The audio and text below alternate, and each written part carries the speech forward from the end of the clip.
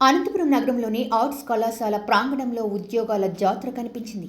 MLA Daggubati సారథ్యంలో skill development సీడాఫ్ ఆధ్వర్యంలో జరిగిన జాబ్ మేళాకు విశేషమైన స్పందన లభించింది. ఆర్ట్స్ కళాశాల ప్రాంగణం కిక్కిరిసిపోయి కనిపించింది.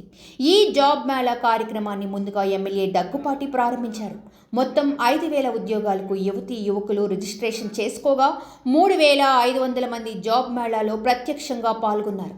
కేవలం అనంతపురం అర్బన్ నియోజకవర్గం నుంచే కాకుండా ఉమ్మడి జిల్లాల్లోని పలు ప్రాంతాల నుంచి పెద్ద ఎత్తున తరలివచ్చారు.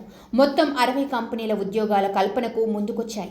ఉదయం నుంచి సాయంత్రం ఇంటర్వ్యూల ప్రక్రియ వేగంగా సాగింది. మొత్తం మీద 1,450 మందికి ఉద్యోగాలు వచ్చాయి.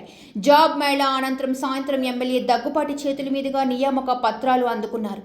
ఇంటర్వ్యూలో పాల్గొన్న ప్రతి ఒక్క అభ్యర్థి భోజన సౌకర్యాన్ని కల్పించారు. ఈ సందర్భంగా ఆయన మాట్లాడుతూ నిరుద్యోగ యువతకు ఉద్యోగాల కల్పనే లక్ష్యంగా జిల్లాల్లో ఇలాంటి జాబ్ మేళాలు నిర్వహిస్తున్నట్లు ఆయన వివరించారు. జిల్లా కేంద్రంలో నిరుద్యోగ యువత ఎక్కువగా ఉన్నారని, అందుకే సుమారు 60 కంపెనీలతో ఈ జాబ్ మేళా నిర్వహిస్తున్నట్లు ఆయన తెలిపారు.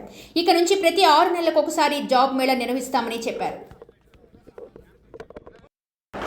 ఈ జాబ్ మేళా ఎవరి 6 months కి ఖచ్చితంగా అనంతపురంలో జరుగుతుంది.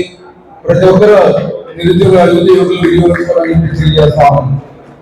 దాదాపు రోజు 5,000 మంది కరెంట్ వస్తే 1,450 మంది వరకు సెలెక్ట్ అవ్వడం జరిగింది. మిగతా ఒక నిరుత్సాహపడదండి, ఇంకొకసారి ట్రై చేయండి.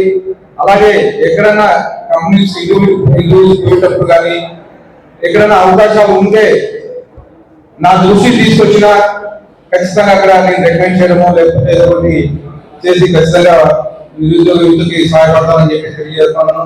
ముఖ్యంగా మన నారా చంద్రబాబు నాయుడు గారు ముఖ్యమంత్రి అయిన తర్వాత యూత్ మీద ప్రత్యేక దృష్టి పెట్టారు.